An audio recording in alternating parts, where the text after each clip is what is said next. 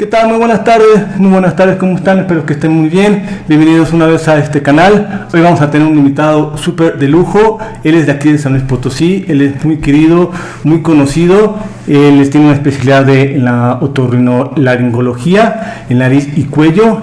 Y bueno, pues vamos a darle la gran bienvenida al doctor Miguel Durso. Doctor, muy buenas tardes, ¿cómo está? Bienvenido. Hola, ¿qué tal? Buenas tardes. Bien, muy amable. Gracias por la invitación. No, hombre, muchas gracias a usted. Primero, antes que nada quisiera agradecerle por haber aceptado esta invitación, esta pequeña plática. La verdad es que me preparé un poquito para poder aprender de usted y bueno, también esto con la finalidad de que nos vean en todas las redes sociales, en Instagram, en Spotify, en YouTube, me faltó en Instagram, Facebook, Spotify y bueno, pues que sea de útil tanto para mí como para aprender como para toda la gente que nos está viendo. Muy bien. Antes que nada quisiera empezar. ¿De dónde es usted, doctor? ¿Dónde nació usted? Bueno, yo soy originario de Guadalajara, Jalisco. Mis padres son italianos. Okay. Y normalmente desde hace muchos años ya radico aquí en San Luis Potosí. Aunque nací en Guadalajara y mi formación médica fue en Guadalajara, ajá, pero mi formación profesional prácticamente fue en San Luis Potosí. Ya tengo aquí 32 años. Ya hace mucho tiempo. Le iba a preguntar, me llamó la atención mucho su apellido Durso, o sea, por como acaba de comentar, sus papás son de italianos. Sí. ¿De qué parte de Italia son? Mi papá es de Nápoles, o sea, del sur de Italia, y mi mamá del norte de Italia, una ciudad que se llama Trieste. Oh, ¿y no vivió un tiempo por allá, nada? Sí, yo viví un tiempo, cuando cursaba la preparatoria, estuve viviendo ahí un par de años en Italia, y después ya en la Ciudad de México, Guadalajara, en fin, hemos estado un poco de nómadas. Entonces domina súper bien el italiano. Sí, claro. Ah, mira. Oye, ¿cuál es la ciudad que más le gusta de Italia? ¿Algún lugar en particular? Trieste es una ciudad muy bonita. Es la que me comentaba. Trieste está en el norte, ajá, colinda con Croacia, antes la antigua Yugoslavia. Okay. Y es una ciudad muy bonita, muy limpia, muy ordenada, muy organizada, y su gente es muy amable. Hay mucha organización, definitivamente me gusta mucho, pero en cuestión de calidez personal, me gusta más el sur de Italia, okay, particularmente las provincias de Nápoles, ¿no? Fíjense que le voy a platicar una anécdota. Yo tengo una amiga de Siracusa, ajá, Sicilia. En Sicilia, exactamente. Yo la conocí en Barcelona y una vez me preparó, cuando yo vivía en Barcelona, me preparó una pasta. No, hombre, doctor, buenísimo. Yo creo que la mejor pasta que he comido en toda mi vida. De verdad la preparó y en ese momento estaba mi papá, me acuerdo. Y hasta la fecha nos acordamos de esa pasta riquísima. Hace mucho tiempo que no la veo, pero riquísima esa pasta, la verdad. Me imagino que también debe tener buen gusto por los vinos. Sí, sobre todo el vino tinto. Mi abuelo paterno hacían vino. Fabricaban vino en el área donde ellos vivían, en Torre del Greco se llama, es una provincia de Nápoles. Ajá. Y él producía de unas 6-7 toneladas de uva al año, y ese vino lo vendían en la región, en la zona donde ellos vivían. Entonces sí tenemos algo de cultura de vino, y él decía siempre que el mejor vino blanco es igual al peor vino tinto, entonces le va más al vino tinto. Mira, órale, ¿y todavía sigue con eso de los vinos allá? No, ya no. Mi abuelo murió, mis tíos ya nos encargaron, okay, ya nos siguieron con esa tradición. Okay. Así es.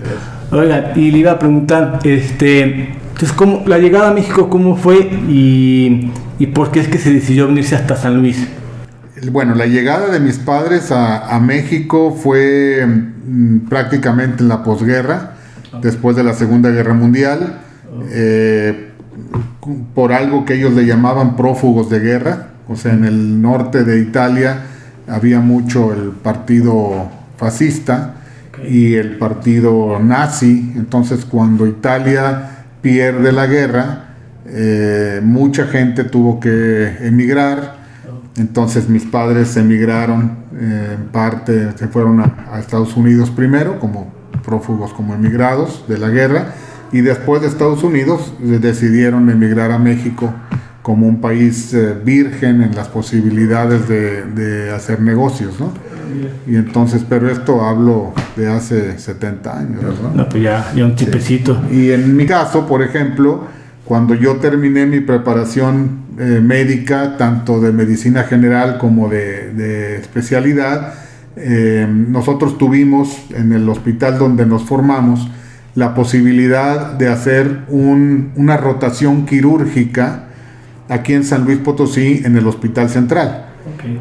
Y nuestro tutor era el doctor Javier de Vildox.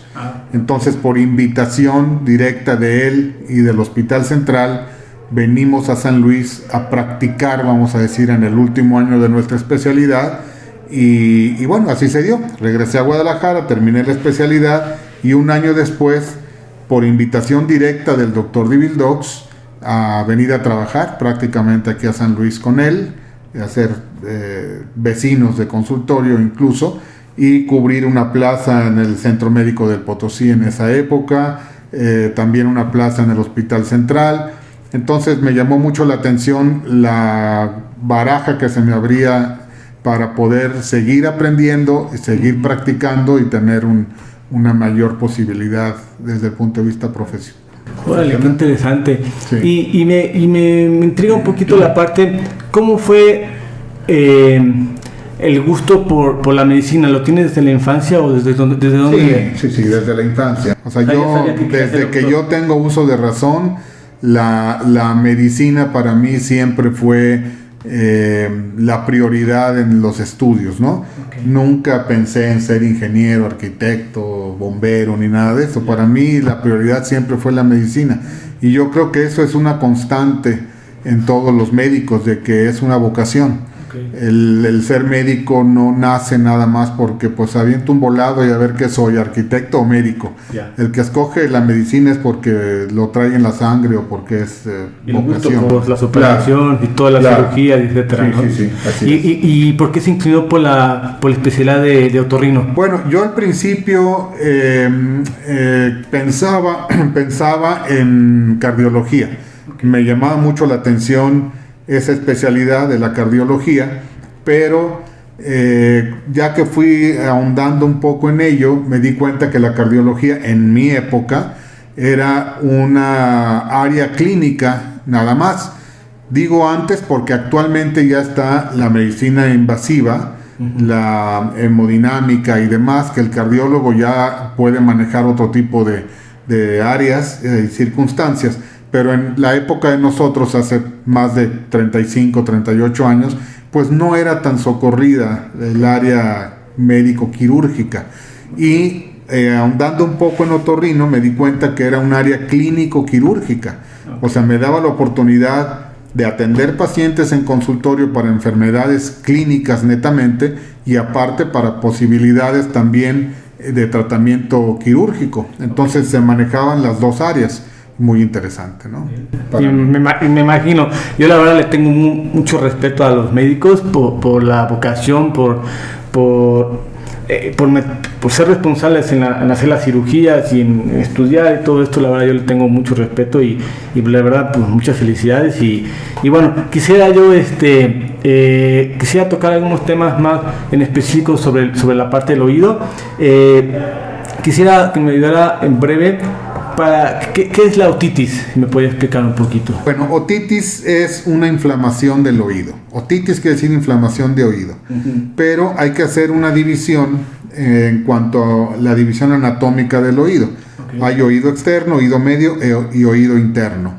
El oído externo involucra lo que es la oreja y el conducto auditivo externo, y ahí hay una otitis externa. Okay. Generalmente es una infección adquirida por natación, o por manipulación indebida, como puede ser cotonetes, llaves, cosas extrañas para limpiarse los oídos, y pueden provocar una infección del oído externo. Sería una otitis externa. Después, en el área del oído medio, viene la otitis media. Okay. La caja timpánica, que es el hueco que está detrás de la membrana timpánica, donde están el martillo, el yunque y el estribo, es una caja que normalmente debe de estar ventilada. y para eso se encarga un tubito que está conectado con la porción posterior de la nariz que se llama trompa de Eustaquio. Cuando hay algún proceso infeccioso potencialmente inflamatorio de esa área, se crea o se genera una otitis media. Por ejemplo, un cuadro gripal, un cuadro catarral, un cuadro alérgico, en fin, que a través de la trompa de Eustaquio pueden llegar a inflamar y a infectar el oído medio. Y ya hablando del oído interno, ahí sí no es frecuente hablar de otitis interna porque no hay una infección como tal.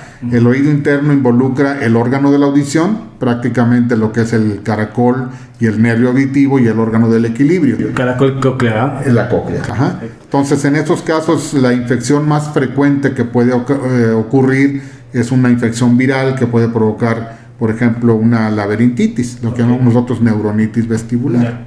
Va. Y le iba a preguntar, ¿y es muy común que que tengan los niños esa infección? Sí, claro. En los niños y en los adultos, la otitis externa, o sea, oído externo, es muy frecuente, particularmente en los nadadores. En gente que van a la playa y regresan con infecciones de oído, ya sea por un exceso en la exposición al sol o exceso en la exposición del agua, en las albercas y demás, o el uso de cotonetes. Y en el oído medio es más frecuente en los niños por la posibilidad mayor de tener infecciones de vías respiratorias superiores no manejadas en la mayoría de los casos por los padres y la involucración del oído medio. Y yo le iba a preguntar, hace rato también comentó sobre la trompa de Eustaquio. Tengo entendido que a los niños a veces se les tarda un poquito la formación de la trompa de Eustaquio y eso es normal o común. Se lo platico porque yo como experiencia tuve la inclinación, me acuerdo que tenía muchas infecciones y a veces tenía que tomar la leche de alguna manera, si acostado o inclinado. ¿Qué nos puede decir sobre eso? Lo que pasa es que anatómicamente la trompa de Eustaquio es diferente, la del niño que la del adulto. En el niño la trompa de Eustaquio es más recta y conecta más directamente la porción posterior de la nasofaringe con el oído medio, y en el adulto es más inclinada. Entonces la posibilidad de que la infección llegue al oído es menor en el adulto que en el niño. Cuando se habla de que a los niños no se les dé la alimentación totalmente horizontal, es por esa por problemática anatómica de que puede irse, por ejemplo, el alimento, la leche, por la trompa de Eustaquio e involucrar el oído medio. Y aparte, las infecciones respiratorias son más frecuentes por los contagios en las guarderías o en las escuelas, y como la anatomía de la trompa de Eustaquio es más pequeña, favorece más rápido la infección del oído medio. Vale. No, pues muy interesante. Y quisiera abarcar ya otro tema. ¿Qué nos puede decir sobre qué es la hipoacusia? Hipoacusia es un término que en general quiere decir disminución en la capacidad auditiva. Hipoacusia, porque luego viene la anacusia, que quiere decir que no oyes nada. Entonces la hipoacusia puede ser debida a muchas cosas. Desde lo más sencillo o más fácil, que es un tapón de cerumen en el oído externo, una malformación del oído externo, que puede ser una obliteración del conducto auditivo externo o una malformación en el pabellón auricular, por ejemplo. Malformaciones o infecciones del oído medio frecuentemente, o sea, acumulación de pus, malformaciones de la cadena osicular, perforaciones timpánicas, ausencia de membrana timpánica. Eso ocasiona también potencialmente una hipoacusia. Y lo más grave, que sería un problema en el oído interno, prácticamente en la cóclea o en el nervio auditivo, que ahí sí puede provocar una hipoacusia que nosotros llamamos sensorineural, es decir, que involucra prácticamente al nervio auditivo o a la cóclea también, y eso generalmente es irreversible. Cuando hay un problema de oído medio hacia afuera, potencialmente es reversible. Cuando hay un problema localizado en oído interno, generalmente es irreversible. Vale. Y yo le voy a comentar también yo de chiquillo tuve una experiencia en cuanto me pusieron unos tubos de ventilación en el tímpano. quería preguntarle si todavía es común que lo hacen, Sí. o qué recomienda hacer para la gente que no sabe qué es, y si todavía es recomendable hacerlo. Sí, los tubos de ventilación son prácticamente unos pequeños tubitos que hagas de cuenta que fuera como un rin de llanta, pero pequeñito, pequeñito obviamente. Claro. Y esto se coloca en la membrana timpánica para comunicar el oído externo con el oído medio. Es una contrabertura. En pacientes que tienen problemas con la trompa de Eustaquio, o sea, dificultad para una adecuada ventilación del oído medio, muy repetidamente pueden tener infecciones del oído medio o pueden tener una retracción de la membrana timpánica porque no se está ventilando. En esos casos, cuando médicamente no mejora el paciente, se recomienda poner un tubo de ventilación. Yo siempre hago la analogía con cuando nosotros en nuestra época, insisto, cambiábamos el aceite a los coches. En las latas de aceite se hacía un hoyo. Pero si nosotros queríamos vertir el aceite al motor con un solo hoyo, el aceite no salía fácilmente. Entonces había que hacer una contrabertura, otro hoyito, y entonces por presiones inmediatamente el aceite salía. La función del tubo de ventilación es eso, hacer una contrabertura para facilitar que la apertura normal, anatómicamente normal, que es la trompa de Eustaquio, mejore esa ventilación y el oído medio se ventile adecuadamente. Entonces, y el tubo de ventilación se coloca muy fácilmente, muy rápidamente en los adultos, incluso con anestesia local, y en el consultorio se puede poner. En los niños obviamente no, generalmente es en quirófano. Y la duración de la permanencia del tubo de ventilación generalmente es de 6 a 8 meses y el oído solo lo extruye, solito se sale. Hay algunos tubos de ventilación especiales para problemas más crónicos que se ponen con la idea de que no se extruyan y que duren ahí mucho tiempo para que permitan esa ventilación y suplir la deficiencia de la trompa de Eustaquio. ¿Y se puede llegar a tapar ese tubo de ventilación? Claro, por cerumen o por moco. Me refería otra vez operar, tapar el tubo de ventilación, porque si tengo, yo mi experiencia es que con el tubo de ventilación no puede entrar agua al oído. Claro. Entonces, si se lo tapa, se puede llegar a volver a tapar para una vez la persona pueda nadar, ¿o no? Cuando el oído extruye por sí mismo el tubo, normalmente el tubito va saliendo gradualmente y la membrana se va cerrando gradualmente. Cuando ese tubo se extruye, pero por alguna circunstancia la perforación persiste y no cierra por sí sola, entonces se puede recurrir a un procedimiento quirúrgico que se llama timpanoplastía. Entonces se pone un injertito y se cierra la membrana. Ahora ya entendí más, entendí así ya. Pero tenía esa duda yo porque tengo entendido que yo tengo los tubitos, ya me hicieron una operación, pero no había entendido yo exactamente qué era lo que hace muchos años, ¿verdad? Y le quería preguntar, ¿nos puede explicar qué es un tamiz auditivo y qué es un qué? Tamiz auditivo y qué tan importante es hacerle a los niños esas pruebas cuando están muy chiquitillos? El tamiz auditivo es, en general, a grosso modo, es una prueba auditiva en los neonatos. ¿Para qué se hace un tamiz auditivo? Es una prueba auditiva para determinar lo más tempranamente posible una deficiencia auditiva. Entre más temprano se diagnostica una deficiencia auditiva en un bebé, la rehabilitación puede ser mucho mejor. No es lo mismo detectar una hipoacusia en un bebé que en un niño de 4, 5, 6 años, que ya pasaron probablemente por los primeros años de primaria y sobre todo por los años de mayor absorción en aprendizaje en el seno familiar, pero que no se ha detectado una deficiencia auditiva. Entonces son niños que tienen un lento aprendizaje, un retraso en el habla, en fin, o sea, tienen muchos problemas de aprendizaje. Entonces, entre más temprano se diagnostica, más rápido puede ser la rehabilitación. Y cuando usted detecta que un niño tiene algún problema de audición, ¿le recomienda usar aparatos auditivos? Depende de la edad. Pero por supuesto, o sea, si es un niño a temprana edad que se diagnostica una deficiencia auditiva congénita o adquirida durante el embarazo por alguna infección viral de la madre, etcétera, obviamente el tratamiento tiene que ser lo más tempranamente posible con auxiliares auditivos de tipo diadema, obviamente en esas edades, y rehabilitación, para que el niño aprenda más rápido a oír, con la posibilidad que tenga el niño en ese momento, y aprender lo más tempranamente posible, claro.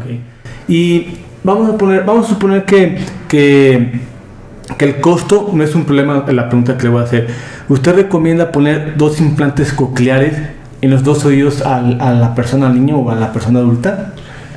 Supongamos que no pensemos en el costo. Sí, el implante coclear es un tema muy particular. El implante coclear se utiliza en pacientes con total anacusia, o sea que no escuchan, y el implante coclear, entre más temprano se pone, mejor es. Pero no es lo mismo un implante coclear que un auxiliar auditivo.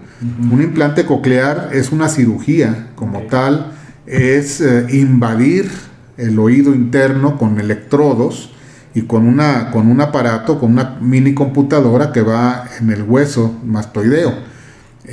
Y ese implante coclear le va a dar la oportunidad a ese niño de oír a temprana edad.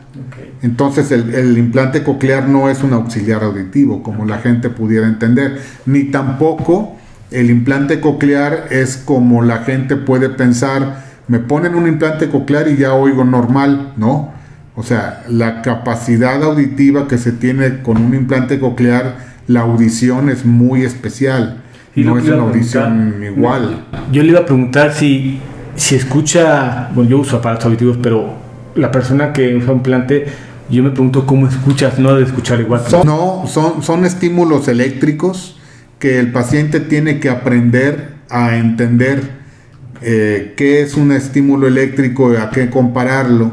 Para eso la rehabilitación es muy importante. No es nada más poner el implante coclear y ya vete a tu casa. No es como ponerse un zapato y vamos. No. La rehabilitación es sumamente importante, tanto o más que el mismo implante.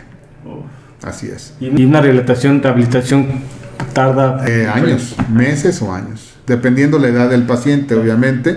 Y aparte, el implante coclear hoy por hoy pues es muy caro. Es una tecnología muy cara. Estamos hablando por lo menos de 200, 300 mil pesos por implante coclear. Entonces, en la población en general no es tan fácilmente accesible. Los casos son muy selectos, o sea, no a cualquiera se le puede poner un implante coclear.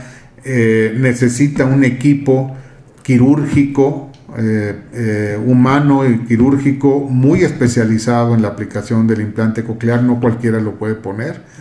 Y generalmente son pacientes que recurren a asistencias sociales para poderles costear esos tipos de aparatos, ¿no? Ok, muy interesante. No es igual que el aparato, que el auxiliar. Claro.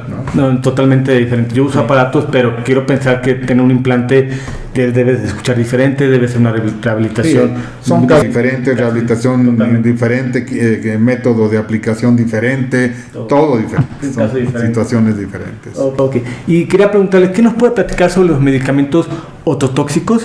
Y si es necesario tener mucho cuidado con administrarlos. Claro, hay muchos medicamentos que potencialmente pueden dañar el oído, particularmente el oído interno, la cóclea. Por eso se llaman ototóxicos. Entre ellos hay algunos antibióticos, entre ellos hay algunos antineoplásicos. Antineoplásicos, o sea, para cáncer y demás. O sea, son medicamentos muy específicos, muy usados en alta especialidad, que pueden afectar el oído. Pero, vuelvo a repetir, algunos de ellos son antibióticos.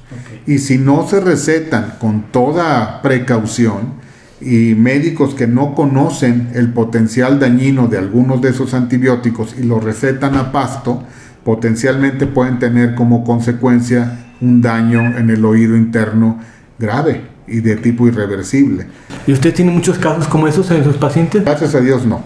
Son muy raros, y lógicamente cuando tenemos un paciente con una hipoacusia, que hacemos una investigación adecuada con una audiometría, un estudio audiométrico completo, y nos damos cuenta que hay una pérdida sensorineural, en la historia clínica tenemos que preguntar todo eso, si fue una exposición a ruido intenso, si fue una infección de tipo viral, si le dieron algún medicamento en las últimas 2-3 semanas o un mes, y ya cuando nosotros agotemos todo eso podemos tener un diagnóstico preciso, ¿no?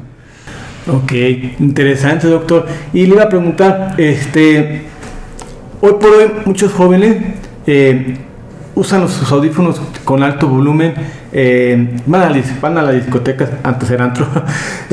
Más bien antes eran discotecas, ahora son antros. Hasta yo estoy perdido. Bueno, sí. Ok. O los jóvenes adultos que trabajan en empresas con maquinarias muy altas, ¿son causas de hipoacusia en estos tiempos? Sí, se dice que las próximas generaciones van a ser generaciones hipoacúsicos, porque se exponen precisamente a esos factores sin ningún cuidado, particularmente con el uso indiscriminado de estos audífonos. Ahorita, bueno, por lo de la pandemia, pues muchos están en clases por computación y tienen que usar los audífonos, claro. Pero muchos los usan para escuchar música a todo volumen. Y eso es como un cuchillo de palo, ¿no? Cuchillo de palo que están dañando el nervio auditivo y dejan daños que son irreversibles. Y con el paso de los años. No, pues sí. O depende. Si van, por ejemplo, a una fiesta hoy en la noche y se ponen a un lado de la bocina y es un trauma acústico tremendo, en el lapso de 72 horas pueden perder el oído. Entonces sí es importante hacer mención y dar a conocer que la exposición al ruido intenso es muy peligroso. Y hay que tomar precauciones al respecto, sobre todo en la juventud.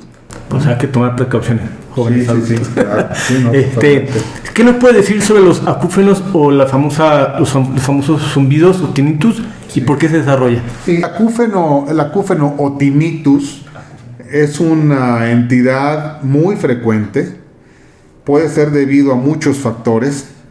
Puede ser debido desde un tapón de cerumen que obstruye el conducto auditivo externo y por lo tanto modifica la capacidad auditiva y se puede manifestar en algunos momentos como zumbidos. Puede ser provocado por un problema inherente al oído medio, una perforación timpánica, una disfunción de la trompa de Eustaquio que esté completamente cerrada o parcialmente cerrada y chifla, entonces da esa sensación de zumbidos. O lo más frecuente, un problema en el oído interno, particularmente en la cóclea o en el nervio auditivo, y estos problemas son irreversibles.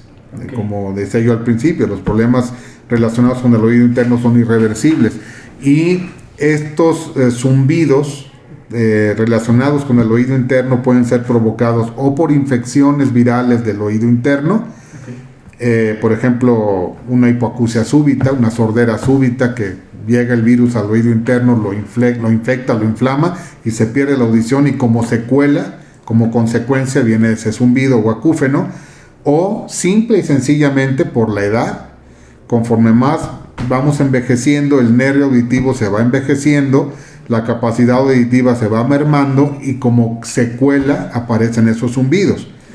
O la exposición a ruido fuerte que puede provocar un daño, insisto, directamente al nervio auditivo y provocar esos zumbidos. Es una secuela, es una consecuencia. Y no se puede quitar para nada. No. Generalmente los acúfenos en mayor o menor grado son irreversibles, a menos que sean originados en el oído medio o en el oído externo, que eso sí se pueden solucionar. Pero cuando son nativos del oído interno, ahí sí se pueden atenuar.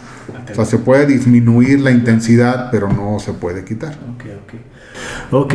Y ¿qué nos puede decir también sobre si trata los problemas? ¿Usted trata los problemas de autoesclerosis? La autoesclerosis es una enfermedad localizada en el oído medio, particularmente en la cadena ossicular, específicamente en el yunque. Son 3 huesecillos: el martillo, el yunque y el estribo. El estribo. Y la autoesclerosis se localiza específicamente en el estribo. El huesecillo estribo, llamado estribo, es el que comunica el oído medio directamente con el oído interno.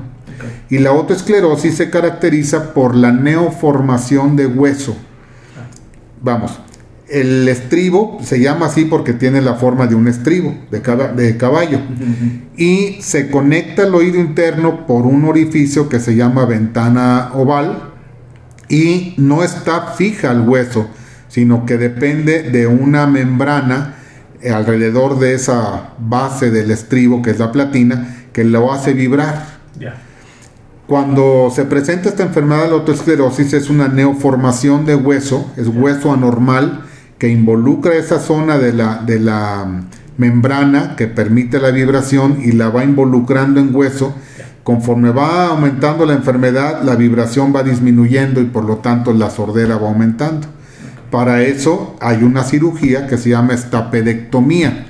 Es una cirugía que generalmente se hace con anestesia local. A través del conducto auditivo externo se levanta la membrana timpánica, se identifica el estribo, se quita el estribo con el callito de hueso que se formó y se pone una prótesis generalmente de teflón o de acero inoxidable que tiene una forma parecida al estribo y que permite otra vez la vibración. Eso es la autoesclerosis. Es diferente a la miringoesclerosis. La miringoesclerosis es una capa de cicatriz en la membrana timpánica, depósitos de calcio que se forman con enfermedades recurrentes del oído medio. Eso generalmente también es quirúrgico, se puede quitar esa capita y queda normal, pero eso hay que diferenciarlo, ¿no? Y le voy a preguntar, ¿qué tan cierto es que en otros países ya no se opera o sigue siendo los autoesclerosis? La esclerosis en todos los países se sigue operando. No hay medicación, no hay tratamiento médico. Aquí hay 3 alternativas para tratar la autoesclerosis. La primera y más confiable es la cirugía, es la estapedectomía en buenas manos, en pacientes otoneurólogos, en médicos otoneurólogos que tienen alta especialidad en oído y que se encargan de hacer ese tipo de cirugía. Primera opción, y generalmente tienen un 80-85% de éxito en las mejores manos. Segunda opción, no operar, porque hay gente que tiene mucho miedo de operarse, ponerse un auxiliar auditivo. Pero lógicamente conforme va avanzando la enfermedad, van a necesitar cada vez un auxiliar más potente hasta que llega un momento en que ni el auxiliar les sirve. Y tercero, no hacer nada. Hay gente que no quiere ni someterse a cirugía ni ponerse un aparato y dicen yo no quiero saber nada, ahí nos vemos, y se van. Y eventualmente se ensordecen, ¿no? Ok, y quisiera ver si nos puede platicar un poquito, para la gente que nos está viendo, nos puede explicar en breve lo que es la sordera súbita y por qué es una emergencia médica. Digo, hablando un poquito de... Sí, la sordera súbita o hipoacusia súbita es una enfermedad viral que se presenta, como su nombre lo dice, súbitamente. Es decir, una persona puede estar bien hoy y amanecer con la sordera total o parcial de un oído, generalmente es unilateral, y la causa generalmente es viral, así como nos da una gripe o una parálisis facial, en este caso sería una hipoacusia súbita. Es una emergencia médica porque el tratamiento entre más temprano se da, mejor posibilidad de recuperación hay. Si el paciente recibe un tratamiento médico adecuado, particularmente con esteroide, con antivirales, y con antineuríticos antes de los 10 días de evolución, tiene un potencial de curación de un 80-85%. Entre más días pasan, menos posibilidad de curación hay. Hay que entender que el nervio auditivo corre dentro de un canal de hueso. Entonces, si a mí se me inflama una angina, la angina se inflama y tiene hacia dónde inflamarse. Pero cuando el nervio auditivo se inflama, por ejemplo por una infección viral de este tipo, se inflama pero no tiene hacia dónde crecer porque el canal de hueso lo va a ahogar. Entonces está inflamándose, pero como no tiene para dónde hacerse porque está en un canal de hueso, se ahoga a sí mismo. Entonces entre más pronto se da el antiinflamatorio de tipo esteroideo, insisto, antes de los 10 días de preferencia, ese nervio se desinflama más rápido y la recuperación puede ser casi total. Pero entre más tiempo pasa, ese nervio se va a morir. Por eso hay gente que viene a los 2 meses de haber tenido el evento y pues ya prácticamente la posibilidad de ayudarles es muy poca. Pero esa gente no lo detecta rápido, o sea, o piensa que no, piensa que es algo que... Sí, se dan cuenta que no oyen de repente y piensan que, como dice la gente, es que me entró un aire. Okay. O entró agua y ahí andan con el cotonete, o fueron con el farmacéutico, les dio gotitas y les dio antibiótico y pierden tiempo. Generalmente cuando es una hipoacusia súbita, un problema inherente al oído, inmediatamente hay que acudir con el especialista, porque aunque sea un tapón de cerumen mal tratado, puede traer consecuencias serias. Entonces todo lo que involucra órganos de los sentidos, oídos, ojos, gusto, hay que ir con los especialistas, no hay que perder tiempo. Pues ahora sí que a ponerse atentos para que claro, no vaya a afectar más ahí la parte auditiva. Así es. Y ya para entrar en la recta final de la plática de entrevista, doctor, ¿qué nos puede decir que es la presbiacusia? Para la gente que no sabe qué es presbiacusia. ¿Cómo? ¿Qué es presbiacusia? ¿Perdón? Es broma, ya me entendí. Sí, la presbiacusia es la pérdida auditiva relacionada con la edad. Conforme el ser humano va aumentando en años, el oído deja de funcionar como cuando era joven. Claro. Es como cuando con la edad pues ya no vemos, entonces tenemos que recurrir a los anteojos. Claro. El oído pasa lo mismo, con el paso de los años se va envejeciendo el oído y vamos teniendo una menor capacidad auditiva. Algunas personas llegan a los 90, 95, 98 años y escuchan perfectamente bien, o algunas otras personas, como yo me incluyo, que tenemos 60 años y ya no escuchamos como hace 15 años. Y que lo ideal sería a lo mejor adaptarnos a un auxiliar auditivo, porque cada vez es más frecuente que... ¿Qué? ¿Perdón? ¿Qué me dijiste? Que no me oyes pero no te entiendo. Claro. O sea, esa es la presbiacusia. ¿Ves? Y eso es irreversible. Claro. Y entonces recomienda a la gente mayor usar 2 aparatos auditivos. Claro. Bueno, hacerse primero una audiometría y en base al resultado audiométrico determinar si es candidato o no a un auxiliar auditivo, y si es candidato ver qué tipo de aparato, porque hay muchos tipos de aparato, ¿no? Y muchos tipos de sordera. Claro. Y le iba a decir, fíjense que en mi experiencia conozco mucha gente mayor que no escucha bien y suelen aislarse o suelen deprimirse. Totalmente. ¿Usted está de acuerdo con eso? Totalmente. El principal problema de los, vamos a decir, de los viejitos, pero ya ahorita no es viejitos, ya somos adultos mayores. Claro. Es que cuando tenemos esa deficiencia auditiva relativa a la edad, cada vez vamos entendiendo menos lo que nos dicen, y por pena de preguntar, ¿qué dijiste? ¿Me lo repites? Nos vamos aislando, o simplemente sonreímos como diciendo, sí, te entendí, pero no te entendí nada, ¿no? O no te oí.